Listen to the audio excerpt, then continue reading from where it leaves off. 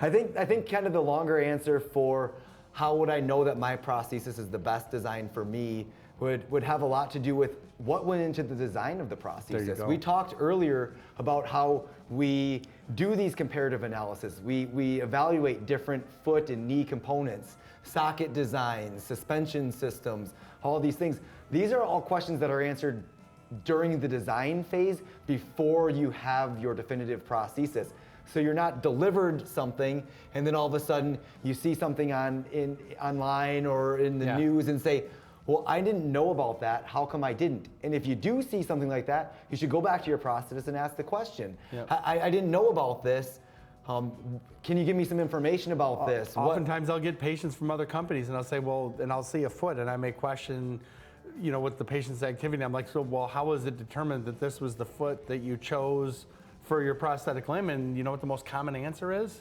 This is what they gave me. Right. Every prosthesis is going to be uniquely suited to the person that's using it. If you're coming to my house making me a leg or casting me and dropping off a leg a week later, right, and that's all that was involved in the process, the fitting process is part of addressing what their lifestyle and functional activity is. Right. And the other way you can really be certain that you have the best prosthetic limb for you is you can go someplace that doesn't finalize it until you walk into the office and say, this prosthesis is working for me in my life and suits my needs and I'm accomplishing my goals.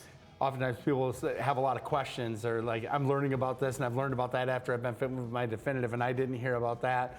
I may have a patient or we might be working with a patient who's got a pin locking system and they want to say maybe be in a vacuum system later. Right. But maybe their residual limb isn't seasoned enough to where they're ready for that. It doesn't mean we're not still, these things should be discussed with the patient so they understand, hey, we still have to help give them the best advice, and we might be working towards goals later, but you would understand, yeah, I really am looking forward to getting into a vacuum system later, or maybe I would go from a pin to a suction system to help condition my limb for that environment before I go into a vacuum system. But at least you are aware, or you've tried and demoed feet, and you said, you know what, I wore this foot, but that one in particular didn't work out for me. I like a hydraulic ankle because I find myself walking on uneven terrain a lot.